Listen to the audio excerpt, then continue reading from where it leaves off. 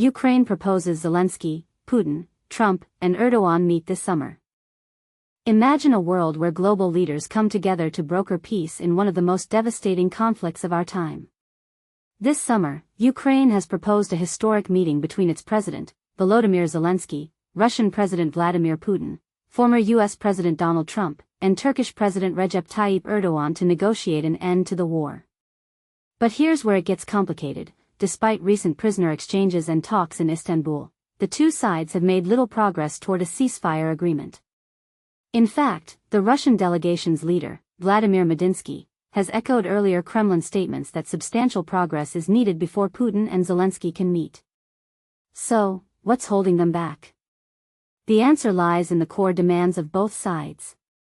Russia wants Ukraine to abandon its ambitions to join NATO, reduce its military capabilities, and formally cede control of certain territories. Ukraine, on the other hand, prioritizes humanitarian issues, including the return of prisoners and thousands of abducted children.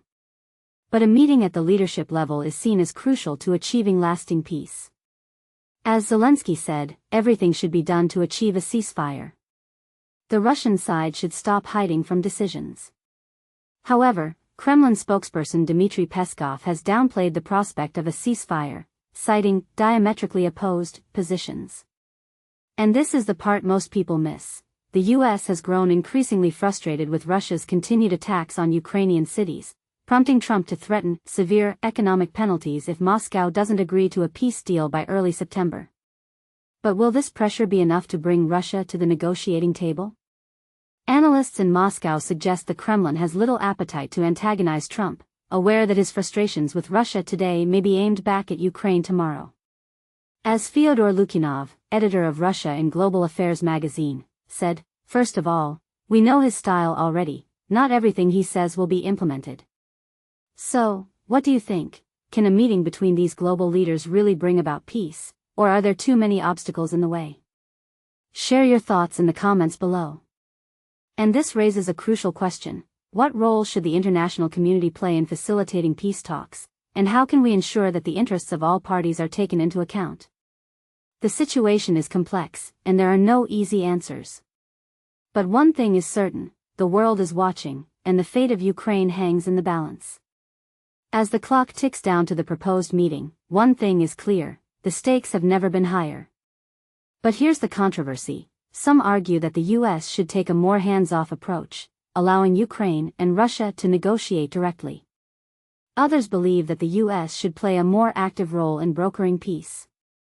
Where do you stand on this issue? Let us know in the comments.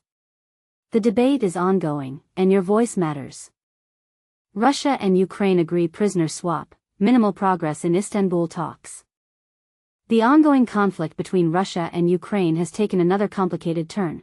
While a prisoner swap was agreed upon in their latest direct talks, real progress on key issues like a ceasefire or a high-level summit remains elusive. But here's where it gets controversial. Their meeting in Istanbul this past Wednesday lasted less than an hour and left many questions unanswered, highlighting the deep divisions still at play. This third round of face-to-face negotiations between Moscow and Kiev came just days after U.S. President Donald Trump issued a hard deadline, warning Russia to make peace within 50 days or face very severe tariffs. Interestingly, Russian President Vladimir Putin has not publicly responded to this ultimatum.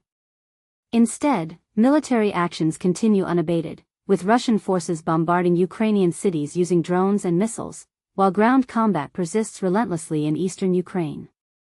Ukraine's former defense minister, Rustem Umerov, who led Kiev's delegation at the talks, emerged with a notable proposal. He suggested arranging a summit between Ukraine's President Volodymyr Zelenskyy and Putin by the end of August. He emphasized that having both President Trump and Turkey's Recep Tayyip Erdogan involved could add significant value to the process. Yet Russia's representative, Vladimir Medinsky, once a culture minister and now a close Putin advisor, was cautious, stating that such a meeting should only occur for the purpose of signing an agreement, implying that preliminary groundwork still needs to be done. When it came to the ceasefire, the two sides couldn't find common ground. Ukraine insists on a full and unconditional ceasefire, viewing it as essential for meaningful diplomacy. In contrast, Russia proposed a series of short-term ceasefires, lasting 24 to 48 hours, aimed primarily at enabling medical teams to retrieve the dead and wounded from frontline areas. This difference underscores the struggle to agree on even the basic conditions required for peace talks to move forward effectively. On a more positive note, they did reach some agreement on prisoner exchanges, which can be seen as a rare ray of cooperation. Medinsky announced the near completion of a swap involving around 250 prisoners from each side along the Ukrainian-Belarusian border. Moreover, both parties consented to a future exchange involving at least 1,200 prisoners from both Russia and Ukraine. This progress, while limited, is significant given the broader stalemate. Previous negotiations in Istanbul during May and June also saw thousands of prisoners and fallen soldiers' remains exchanged, yet those meetings failed to break the deadlock on peace. Ukrainian President Zelenskyy highlighted the importance of these efforts in a telegram message, stating that over 1,000 Ukrainians have been returned thanks to the Istanbul deals. He reinforced that rescuing all captured citizens remains a top priority for his government and stressed ongoing efforts to bring everyone home. Before the talks, expectations were cautiously low. Kremlin spokesperson Dmitry Peskov reminded everyone that the opposing sides still hold diametrically opposed views and discouraged hopes for miraculous breakthroughs. This caution seems well-founded given the dire human cost of the war. UK intelligence estimates suggest Russian casualties have surpassed 1 million since the invasion began in February 2022, with the Washington-based Center for Strategic and International Studies echoing similar figures and projecting that the grim million-casualty milestone would be reached by mid-2025.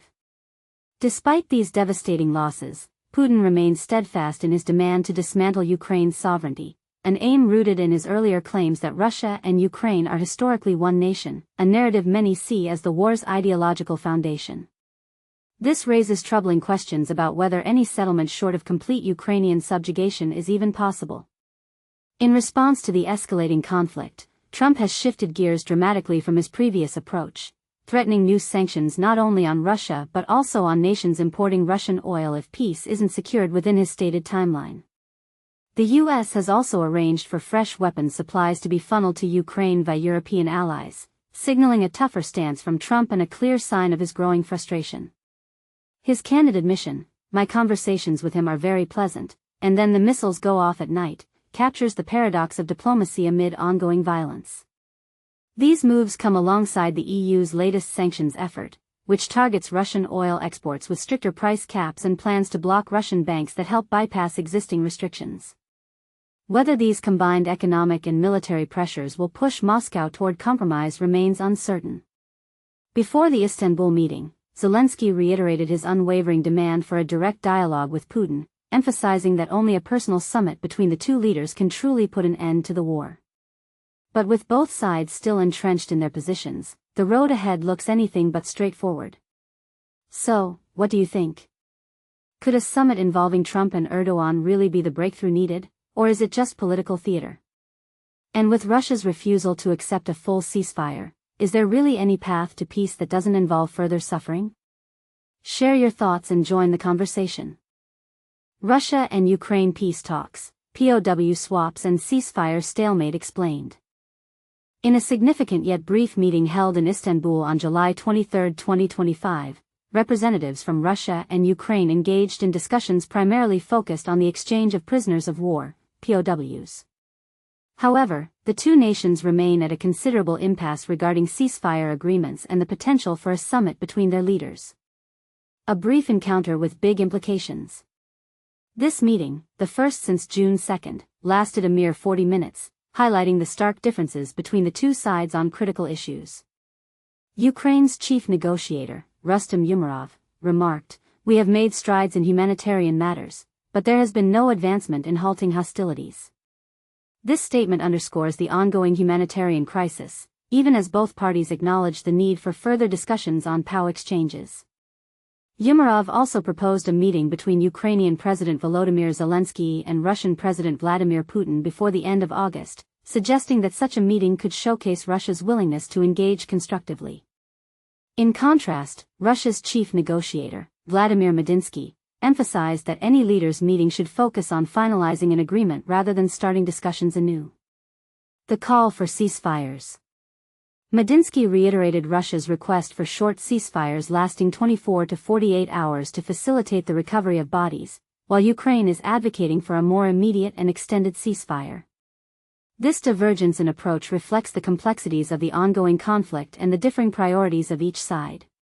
The backdrop of these talks includes a recent ultimatum from U.S. President Donald Trump, who threatened severe sanctions on Russia and its trade partners unless a peace agreement is reached within 50 days.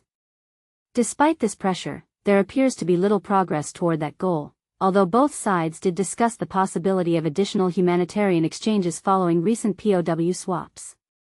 A commitment to POW exchanges.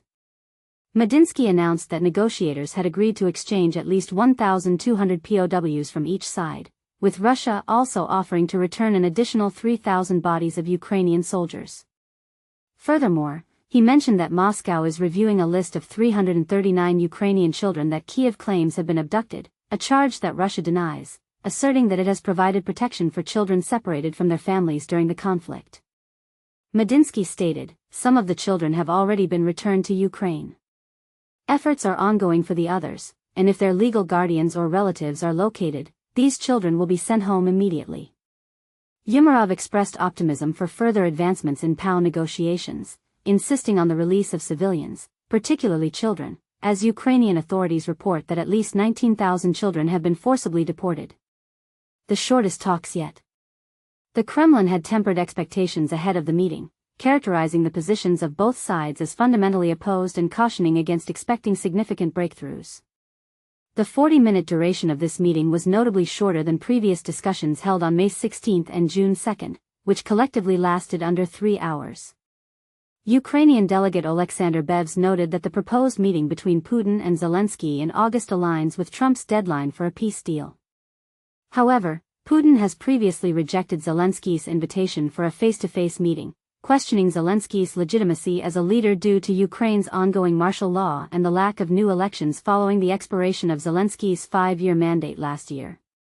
In a twist of political dynamics, Trump has recently reconciled with Zelenskyy after a public dispute earlier in the year and has shown increasing frustration with Putin. Sources close to the Kremlin have indicated that Putin remains undeterred by Trump's ultimatum and intends to continue military operations in Ukraine until the West agrees to his terms for peace, suggesting that his territorial demands may expand as Russian forces make further advances. What's next? As the situation evolves, the international community watches closely. Will the pressure from global leaders lead to a breakthrough, or will the entrenched positions of both sides continue to hinder progress? The complexities of this conflict raise many questions, and we invite you to share your thoughts. Do you believe a peaceful resolution is possible, or are we witnessing a prolonged standoff? Your opinions matter, let's discuss.